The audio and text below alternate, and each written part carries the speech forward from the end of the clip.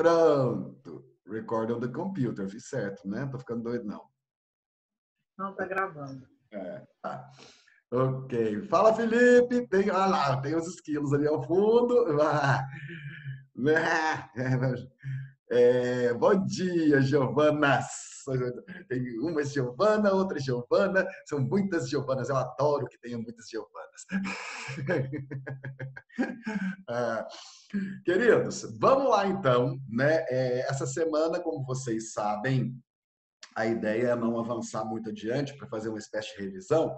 Só que a gente está numa situação relativamente confortável porque a gente está em meio a um assunto que eu vou apenas, né, continuar falando desse assunto, que é exatamente a questão da intertextualidade, tá certo? Eu lembro que na semana passada, me conta uma coisa, semana passada eu mandei na plataforma o material da aula, aquele material que a gente usou na aula, ou eu mandei só o vídeo? Ou eu mandei o material?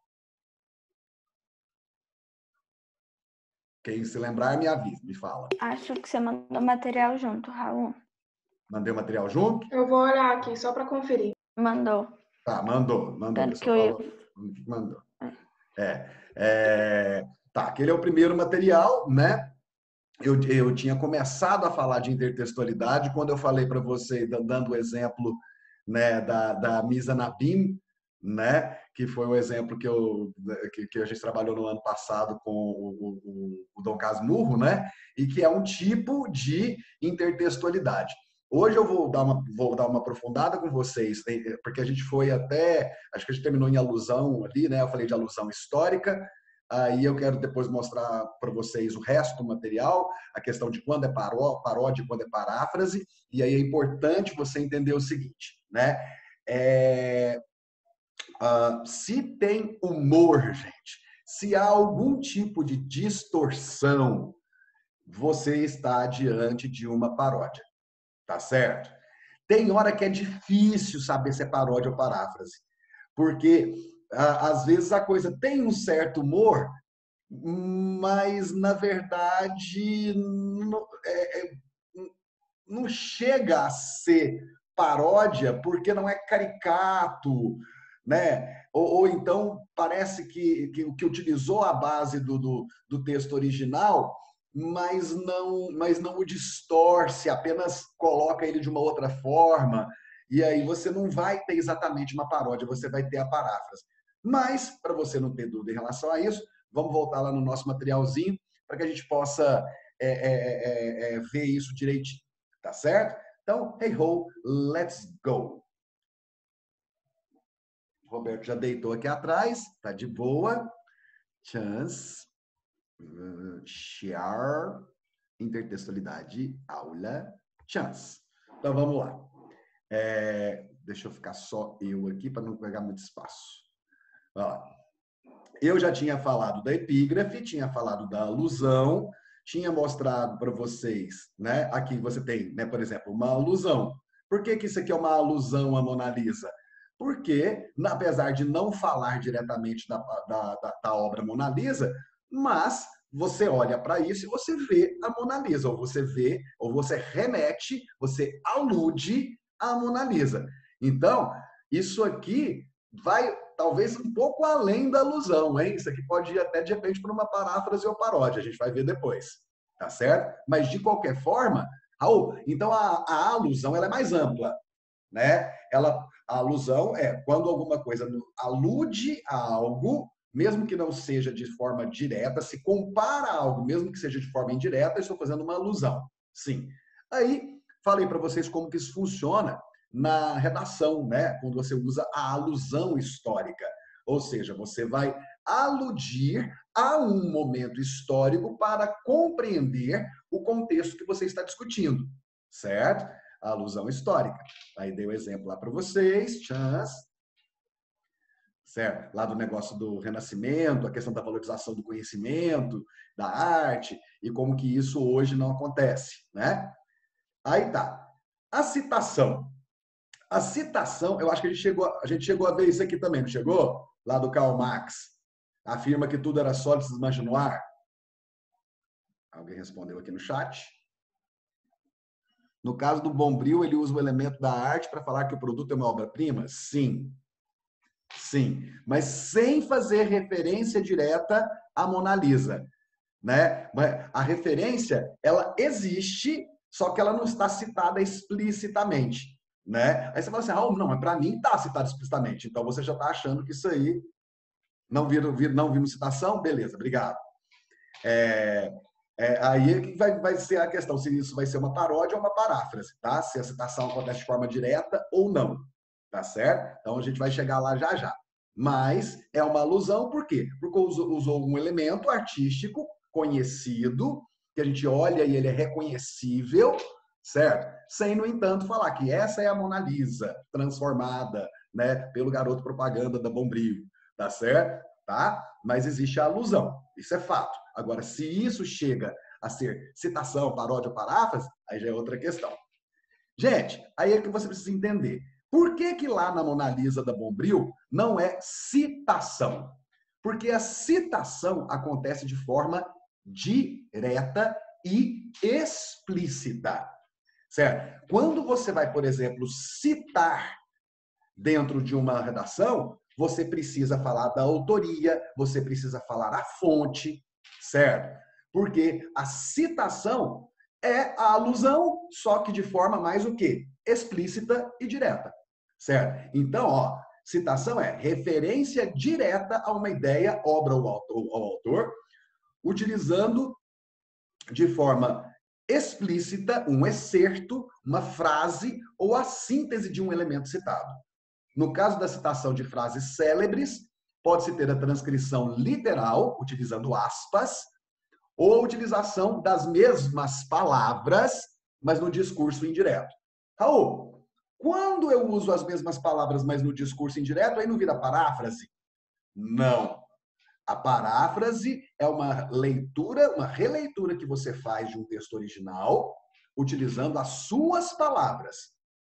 Quando você usa as palavras originais, independente de ser discurso direto ou indireto, vai ser citação. Vou aqui dar um exemplo para vocês. Olha só. Em seu manifesto comunista, Karl Marx afirma que tudo o que era sólido se desmancha no ar. Olha só, isso aqui é um discurso indireto. Indireto por quê? Porque não tem, né? Afirma que, dois pontos, travessão, aspas, escambau, né? E aí a fala direta do Karl Marx. Não. Eu tenho, afirma que, isso aqui é discurso indireto, certo? Só que a citação existe porque, primeiro, a referência à fonte e ao autor. E o que está sendo usado aqui nas palavras é a reprodução literal da frase do Karl Marx. Então, aqui, eu não estou apenas aludindo, eu estou citando, tá certo? Porque a referência é direta, explícita. Então, isso é a citação. Uma citação no discurso indireto. Uma citação no discurso direto. Olha só. Em seu manifesto comunista, vírgula, Karl Marx afirma, dois pontos, abre aspas, tudo que era sólido se desmancha no ar. Certo? É a mesma coisa? É. Ambos os casos são citações? São. Só que essa acontece no discurso direto e essa primeira acontece no discurso indireto. Tá certo? Tem alguém fazendo pergunta? Deixa eu ver. Então, não entendi por que o que a gente chama de alusão histórica na redação não é citação. Porque não é explícito também? Beleza. A questão é que citar, você cita autores, ideias, obras, conceitos. Tá? Então, você não cita um período histórico. Você alude a um momento histórico. Certo? A questão é essa. Porque a questão é muito mais de nomenclatura. Tá certo? Ao citar, você cita o quê? Você cita uma frase. Ou você cita um autor. Tá certo? Quando você está falando de período histórico, você vai fazer uma comparação. Ou seja, você vai fazer uma alusão. Tá certo? Beleza? Então tá. Só um minuto. Oi? Por favor. Só um minuto, por favor. Oi. Tudo que é sólido se desmancha no ar, tudo o que é sagrado é profanado. E as pessoas são finalmente forçadas a encarar com serenidade sua posição social e suas relações recíprocas, já diria Karl Marx. Sou eu, professor. É o O que mestralha. você tá fazendo aí? A cara do Raul foi muito boa. Ah, professor! Eu comunista, citando Marx, né? Foi pego no flagra, já não basta sua mãe quase ter sido presa, você não aprende. E aí? Ai, ai, ai. E aí, Olha tranquilo? só. Hã? Bom. Bom dia, meninos e Bom meninas. dia. Bom dia. Bom dia. Então, bora aqui Raul. continuar. Mestralha. Raul, eu vim aqui, eu vi que era você, eu vim aqui só para falar na sua frente a proposta que eu fiz ontem. Eu lancei a campanha BBB Paredão Raul contra Luiz Sérgio. Objetivo, eu quero pôr fogo naquele grupo. Não é uma boa? Ah, gente, deixa isso mais pro final. Não, já vamos tirar ele ou você agora. E eu acho que a gente tem que tirar os Deixa isso mais pro dois. final. Eu não estou me manifestando no BBB, eu vou deixar quietinho lá, não vou falar nada não, vou ficar quieto. Vou deixar vocês ter aula aí. Beijão, tá, gente? Fica com Deus. Até mais tarde. Olha só que criatura maligna, esse baixinho careca. Ele tá com medo de ir pro paredão comigo ou com o Luiz Sérgio, isso sim. Eu não participo do BBB. É mesmo, eu não vi você lá mesmo, não. É verdade. É. Então, beleza, meninos. Depois dessa interrupção inadequada, falando sobre fogo no parquinho. Ah, mas eu fiz a citação completa. Eu fiz a citação completa do Marx. Tudo que é sólido se desmancha. Por causa disso. Beijo Então, pra vocês. Tchau. Falou. Então, continuando aqui, meninos. Você tem, então, a citação, né? Aqui, discurso direto, discurso indireto. Mas a referência, né, é explícita a uma frase e a um autor. Então, é citação. Agora, como é que eu usaria isso aqui? Na verdade, na redação, gente, geralmente você vai ter, né, os dois casos, mas eu particularmente prefiro quando a pessoa usa o discurso indireto. Parece estranho fazer isso aqui, ó, né, na redação. Mas pode? Pode, claro que pode. Tá errado? Não tá errado. Questão de preferência é só minha, né? A única coisa que precisa a citação tem que ser coerente com o resto do texto e a citação tem que colocar aquilo que está sendo citado de forma literal e tem que revelar a autoria. De resto, está valendo. Certo? Então, esse é o Manifesto Comunista. Karl Marx afirma que tudo que era sólido se desmancha no ar. Ao se observar as incertezas causadas pela mudança na dinâmica mundial provocada pela pandemia do coronavírus, do novo coronavírus, a ideia marxista de diluição daquilo que parecia sólido e de incerteza do que parecia seguro torna-se assustadoramente real. Olha que legal, né? Pegar a ideia do que era sólido se desmancha no ar e pegar exatamente essa desconstrução das nossas, daquilo que nós consideramos sólido como estrutura, né, como instituições, como estilo de vida, como, né, economia e etc. E isso traz o quê? Uma incerteza, como diria o Milan Kundera, uma insustentável leveza e uma diluição, né, muito grandes. Então, aqui você teria o caso da citação. Gente, a paráfrase é você dizer a mesma coisa com as suas palavras. Acabou. Só isso. Tá? Paráfrase é você dizer a mesma coisa com outras palavras. Então, você não distorce as palavras do texto original, certo?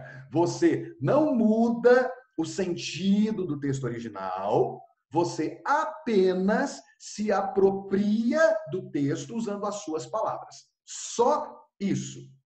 Beleza? Então, paráfrase é a recriação de um texto mantendo a mesma ideia original, porém com um novo discurso, ou seja, com as suas palavras. certo? A paráfrase diferencia da citação exatamente porque não usa as mesmas palavras do texto original.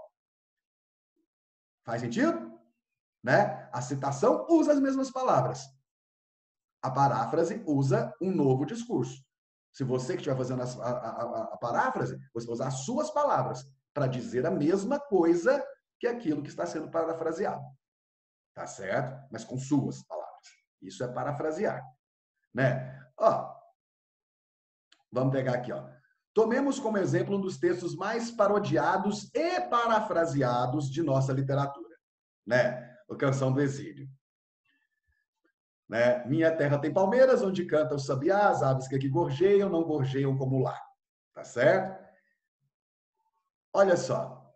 Vou voltar, sei que ainda vou voltar para o meu lugar, foi lá e ainda lá que eu hei de ouvir cantar uma sabiá. Né? Aí você tem o quê? A paráfrase, né?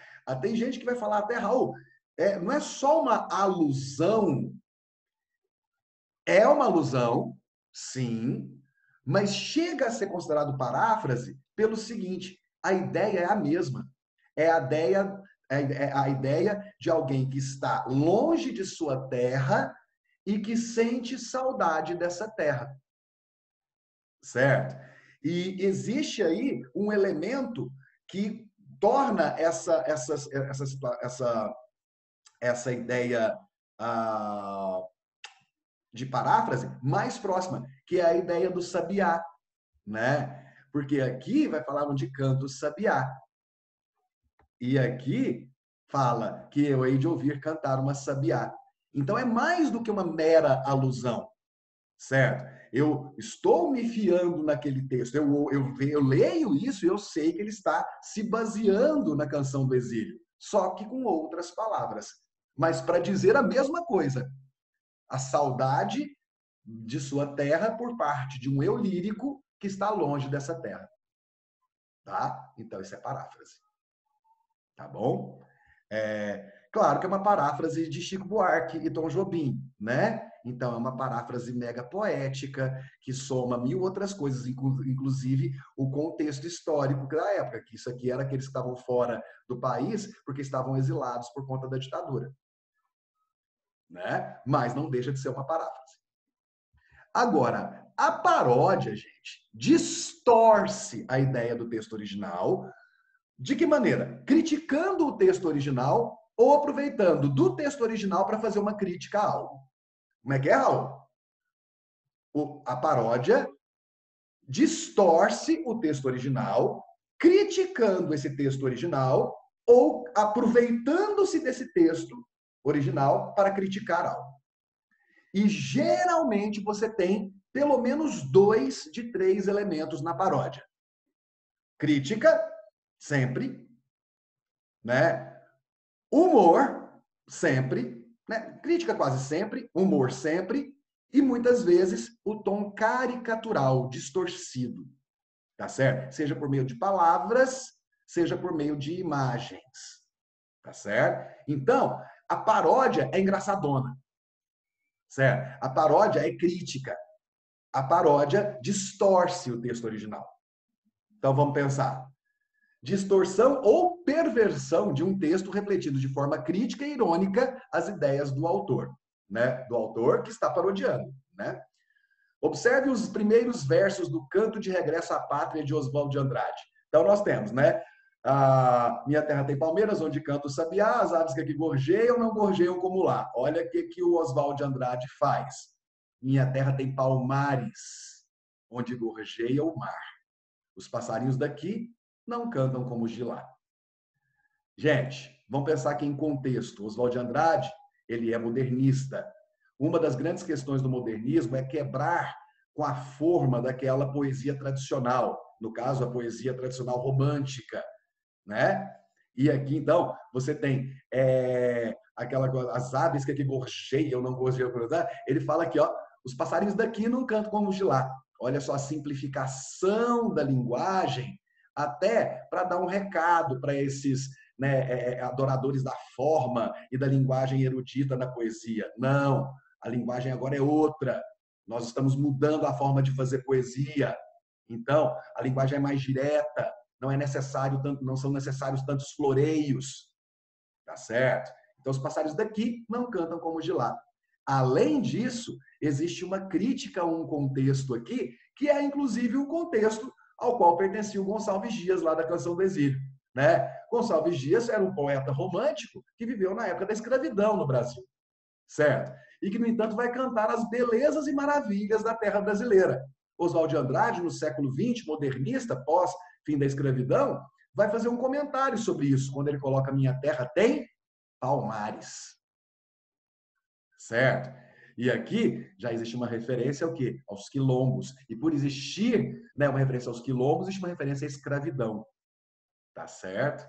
Então, você percebe no texto do Oswald de Andrade um puxão de orelha naquele contexto e naquela exaltação feita pelo Gonçalves Dias na Canção do Exílio. Então, se existe uma distorção, uma crítica ao texto original, estamos diante de uma paródia. Beleza? Ai, Raul. É verdade. Vamos lá. Chance. You are screen sharing. Screen sharing. Ó, temos aqui agora sim a Mona Lisa, a original, a Gioconda, o Belelê, né? Chance. Olha ela. Aí chega no século XX de novo, gente. Né? Você estudou tanto isso ano passado, você entende exatamente por que no século XX isso acontece. Você tem uma coisa chamada modernismo que começa por meio das vanguardas, que vão fazer o quê? Romper com tudo do passado. Não é verdade? Né? Então, Oswald de Andrade, que tinha uma tendência futurista, vai quebrar com as tradições do passado. Certo? Esse cara que vai aparecer aqui agora, Marcel Duchamp, aquele do mictório, também está ali para quebrar o conceito de arte, já que ele era dadaísta. Olha lá.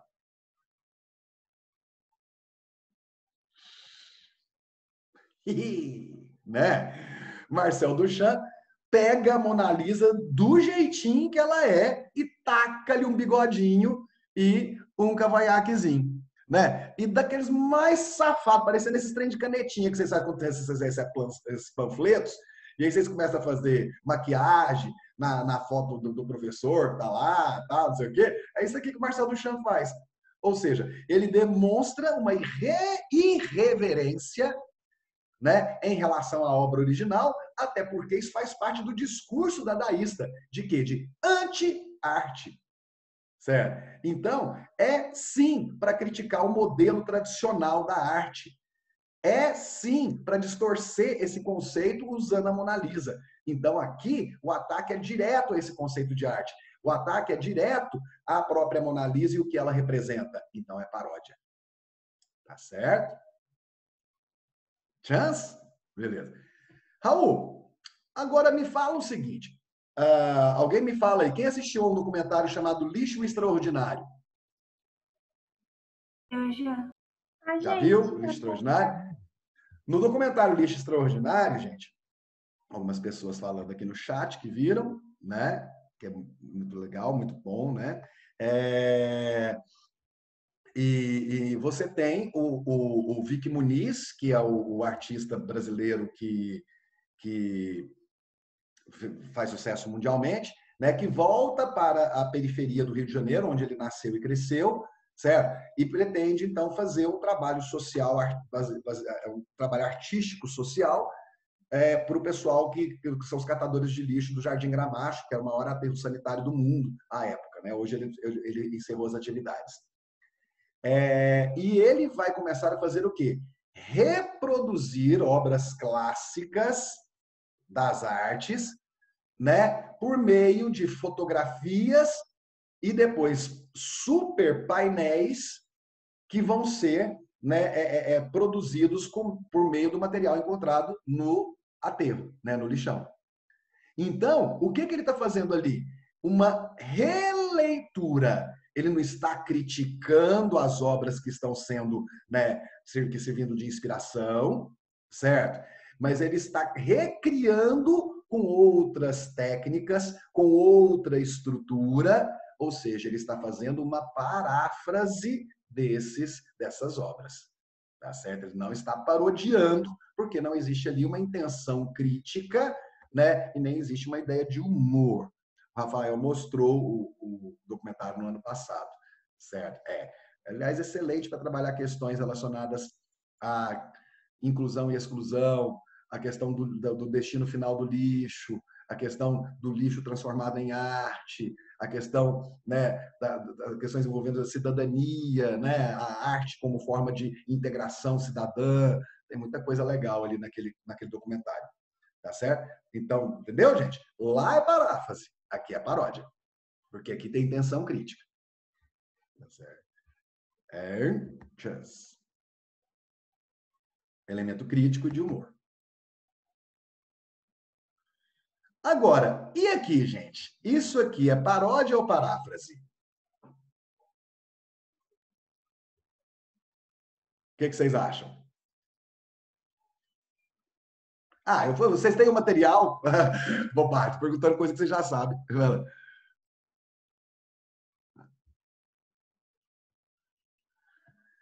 Lembrando que é o seguinte, releituras são paráfrases. Paródia é distorção, tem elemento humorístico e crítico. Aqui é paráfrase ou paródia? Paráfrase. Gente, existe alguma ideia de criticar a Mona Lisa aqui? Ou a forma do que a Mona Lisa foi feita? Existe, né, uma coisa caricata? Ou está apenas mudando a concepção, né,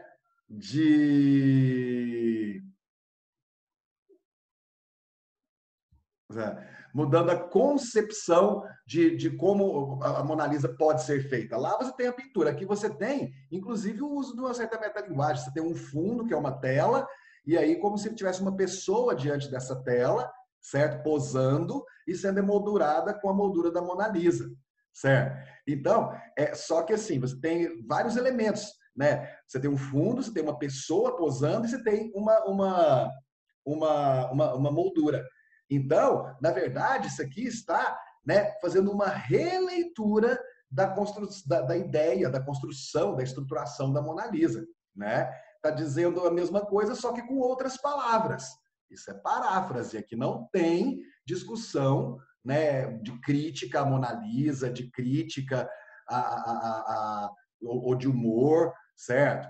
Cuidado para você não estender a interpretação para coisas que não estejam no texto, né? No caso, no texto visual, tá bom? Isso é apenas o quê? Uma releitura. E se é releitura, é paráfrase, tá certo? Tá bom? Então, aqui, ó. Paráfrase. Manutenção da ideia de beleza, mudando apenas o quê? Os aspectos de construção textual e imagética. Então, não há distorção da ideia original, tá bom? Então, basicamente, meninos, paráfrase conta a mesma coisa ou fala da mesma coisa, mudando as palavras, mudando o discurso, mudando, né, as estratégias de composição da imagem, no caso, certo? Enquanto a paródia vai o quê? Atacar o texto original ou criticar algo a partir de um texto original. Geralmente usando o humor, a caricatura e etc. Tá certo? Beleza? Então, tá. Agora, para a gente aprofundar um pouquinho isso aqui, eu lembro que eu falei para vocês no ano passado, a gente falou muito sobre o Mizanabim, né? Só que a gente não teve uma aula em que eu explicava como é que a Mizanabim funciona em outras questões. Porque nós temos uma coisa, gente, que é a seguinte: intertextualidade, metalinguagem, metanarrativa e Mizanabim. Essas 4 coisas, elas fazem parte de intertextualidade, mas cada uma delas tem, né, um conceito específico diferente. Então, é bom que você saiba esses conceitos, até para você entender. Agora tem uma serra ali, tá, gente? Vocês devem estar ouvindo a serra?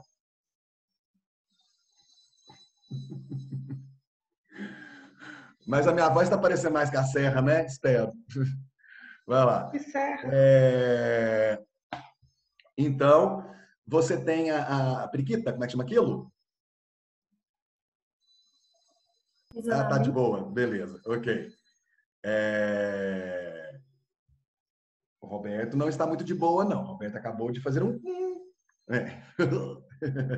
Vai lá. Então tá, Raul, como é que chama esse trem que você falou aí agora? Intertextualidade, que é o conceito geral, certo? E aí você tem os compartimentos da intertextualidade, né? A gente viu aqui alguns tipos de intertextualidade: paródia, paráfrase, citação, né? Epígrafe, alusão, tá. Só que você tem outros compartimentos, né? A metalinguagem, por exemplo, que é uma função da linguagem, que é uma função intertextual. Você tem a metanarrativa, que é a narrativa que comenta a própria narrativa dentro da narrativa, certo? Que é o que acontece lá no Dom Casmurro, certo? E você tem a Mizanabim, que é a metanarrativa misturado com uma intenção escusa, que é a de mostrar, por meio de alguma coisa que está ali, né, enfiada no meio, a intenção real, né, de uma determinada obra, certo? Que é o que acontece também em Dom Casmurro, quando Machado enfia Otelo para dizer, basicamente, que aquela narrativa de Bentinho falando de periquito, né, de adultério, é provavelmente uma grande furada, uma vez que, na verdade, dentro dessa narrativa, existe uma metanarrativa, que é a de Otelo, enfiada ali, talvez com a intenção de mostrar qual é a verdade sobre essa narrativa de Bentinho, que seria qual a verdade? A de que Capitu traiu Lhufas e que esse Bentinho é um paranoico, inseguro, que sempre achou que a Capitu fosse muito melhor do que ele, que o Escobar também, então ele não acreditava no amor dela porque ele era recalcado, tá certo? Então, então você tem esses conceitos. E é legal você saber esses conceitos, não é que vai aparecer no Enem um item, né, ou questão, em que você tenha alternativas que vão pedir para você escolher entre metanarrativa e Mizanabim. Por quê? Porque são conceitos muito próximos. Isso aí é coisa que você vai aprender no final do curso de letras ou até em pós-graduação e mestrado. Mas é legal você saber, ou pelo menos ter uma noção disso. Por quê? Porque como cada um desses conceitos mostra uma coisa diferente, se você olha para um texto, olha para dois textos, e você consegue identificar aquilo como uma metalinguagem ou como uma metanarrativa, você já entende qual é a intenção daquilo. Isso te ajuda a interpretar. Beleza? Então, por isso que eu quero que você tenha essa possibilidade aí. Então, vamos lá, né? Mizanabim. Chance. Tá aqui, deixa eu só compartilhar novamente. Não quer aparecer a Mizanabim aqui. Show all Windows.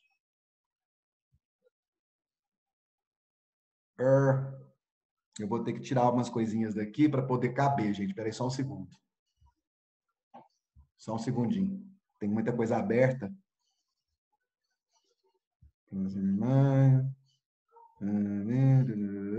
Tá, agora vai aparecer. Chance. Aqui. Então vamos lá. Mizanabim, né? Mizanabim, também chamado de efeito pó royal, ou como é que eu tenho um achocolatado holandês que está aqui embaixo, que é Drost. Também chamado lá na Europa é chamado de efeito Drost, né? Por quê? Para a gente é o efeito pó royal. Esse conceito, ele foi um conceito criado, né, preconizado, assim, né? Outros filólogos e linguistas já tinham trabalhado com esse conceito, mas quem vai sistematizar como é que funciona a ideia da Mizanabim vai ser o André Gide, né? O André Gide foi um cara super revolucionário em várias questões, vale a pena perceber, ó, ele vai ser adulto exatamente no começo, na virada do século, né, no começo ali, do século XX, em que as vanguardas vão começar a surgir, então ele vai ser um cara que, como tantos outros, né, como tantos outros, vai na verdade, romper com os valores da época, né? Uma curiosidade sobre esse sujeito é que ele era homossexual assumido numa época em que as pessoas morriam de medo de se assumir. Ele é considerado um dos caras que primeiro vão falar sobre a necessidade de direitos iguais e de respeito aos homossexuais, né? Vai ter a cara dura, vai ser muito criticado, pelo moralismo da época e tudo mais, aí, mas vai meter a cara e todo mundo sabia que o cara era gay, sabe?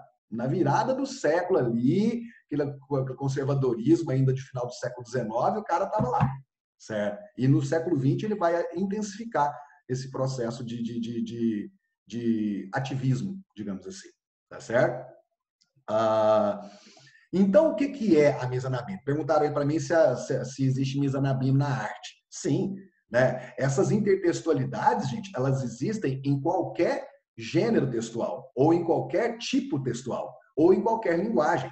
Então, tem na linguagem escrita? Tem. Mas tem na linguagem na linguagem verbal? Tem. Mas tem na linguagem não verbal também? Ou seja, nas imagens, na arte? Também.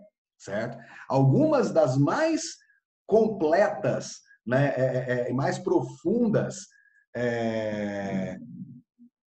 isso não pode aparecer, no caso eu digo da tela infinita, a tela infinita é um exemplo de Mizanabim. É o que eu vou mostrar já já. Roberto, para de rosnar. Para, deixa os vizinhos em paz. Tem dó. Vai pra lá. Vai pra lá.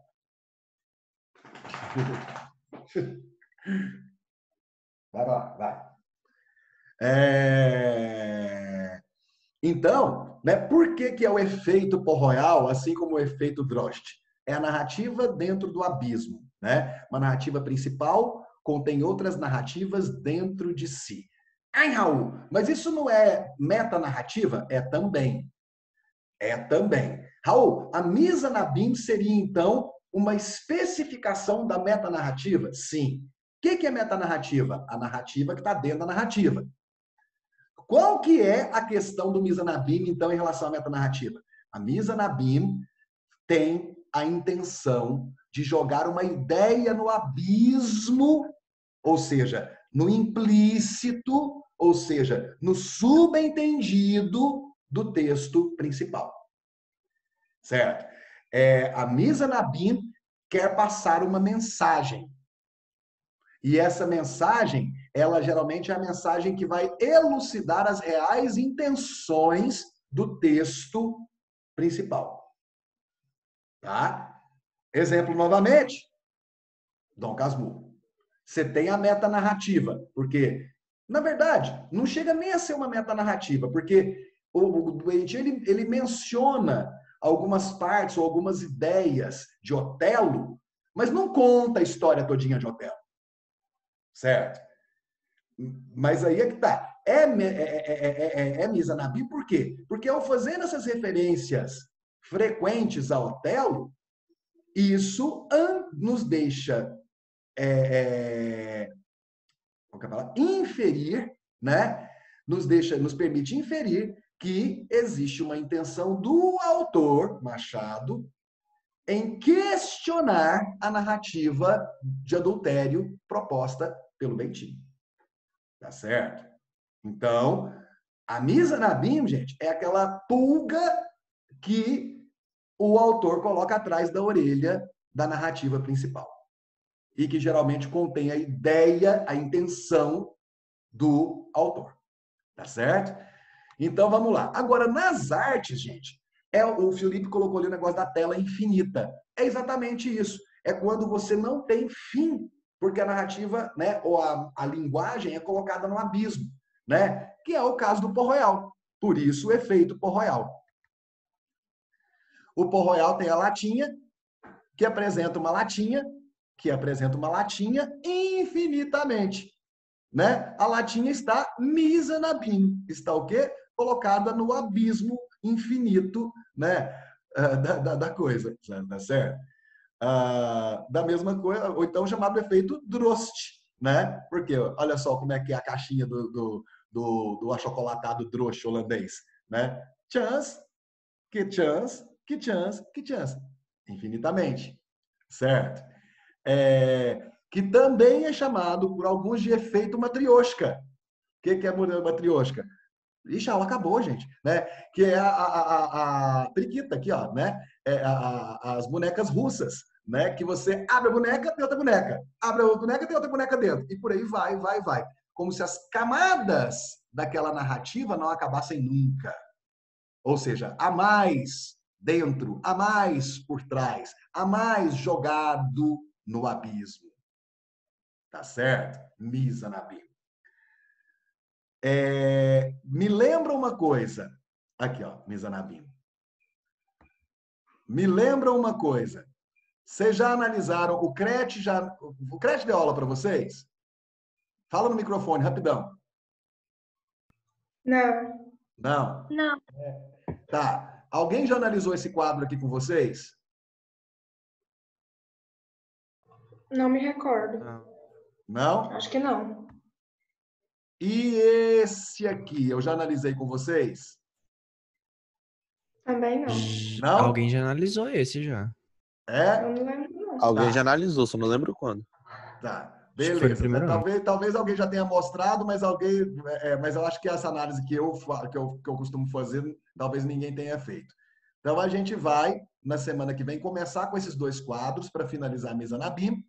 E aí eu vou fazer com vocês alguns exercícios, né, relacionados à intertextualidade, etc, para a gente garantir que isso aí está de boa. Tá bom, meninos? Eu estou 3 minutos atrasado, tenho que sair daqui rapidão, porque tem que entrar no cursinho já já. Meninos, abre o periquito aí, como é que chama aquilo? Né, o microfone para dar tchau para mim. E abre a câmera também, abre tudo. Tchau, Raul. Cadê você? Raul. Queridos, Tchau, Raul. beijo pra vocês. Até breve. Até semana que vem. Tchau, tchau. Beleza. Tchau. Tchau. Tchau, tchau. Tchau, tchau.